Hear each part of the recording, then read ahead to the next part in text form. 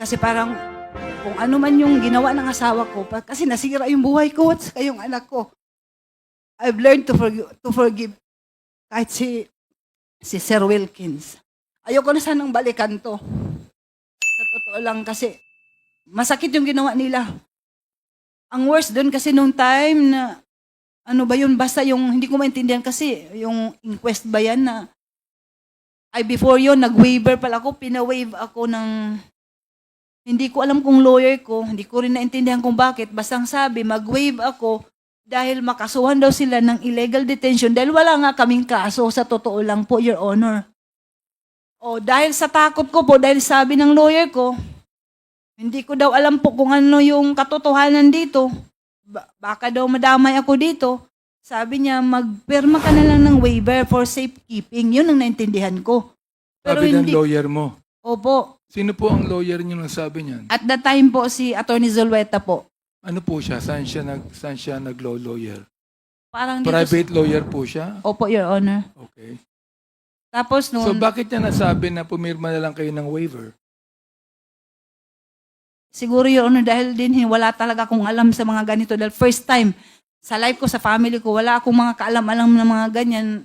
Siguro lang, takot din ako at that time kasi nga, sabi niya, wala daw akong alam sa mga katotohanan for safety. Actually, napilitan ako, pumirma ako ng waiver para hindi sila makasuhan ng PDEA ng illegal detention. So, Mr. Director Wilken, can you please explain that to us? Inyong kinasuhan si Miss Jed, na-convict po siya at nakakulong ng 20 years. Narinig po ninyo, ang buhay niya ay nasira at wala siyang involvement sa operasyon ng kanyang asawa at pinabricate ng PIDEA ang kanyang mga sinasabi. Ano po masasabi niyo doon? Mr. Chair, 3 months yung surveillance and casing operations ng PIDEA.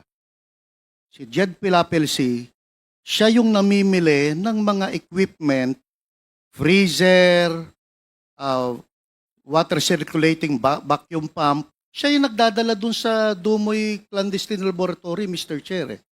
And then, during the time na doon sa korte, dininay ni Jed Pilapil, nakilala niya si Alex Kim. Mantalang merong mga footages kami na nag-uusap sila ni Alex Kim on a dinner. Mr. Chair, the case has already, she was convicted in court and she was upheld by the Supreme Court. Itong kaso niya, Mr. Chair. So, for 3 months, imposible hindi alam ni Jed at ni Jong Pilapil na involved siya dun sa pag-set up ng laboratory sa Dumoy. That's impossible, Mr. Chair. Ano po masasabi niyo ron, Miss Jed? Sabi ko nga po, Your Honor, napatawad ko na po sila. Mahirap na po makipagtalo kay, sorry po, Mr. Villanueva, pero pinaglaban nga namin. Kung pwede nga lang siguro sa Honorable Court na to, ito sa Quadcom, pwede nyo naman po mabasa yung lahat ng ano, kasi yung sinasabi ni Sir Villanueva, na dininay ko si Alex Kim, never po na nag-deny ako sa kanya dahil nga siya yung lessee ng property ko. At nakarecord yan sa court na kami ay may contract of lease. Paano ko sabihin na hindi ko siya kilala? Nagpirmahan kami. Matagal na kasi yung kaya palagay ko, wala na yung mga records. Ano po? Palagay ko po, Your Honor, hindi ko na po kayo alam. makakuha ng record para malaman po natin kung talagang sinabi niyo hindi niyo kilala si Alex Kim. Pwede po, Your Honor. Di ba archive siguro yan? Pero ewan ko lang kasi 20 years ago, parang kahit nga ako yung ibang events, hindi ko na alam po.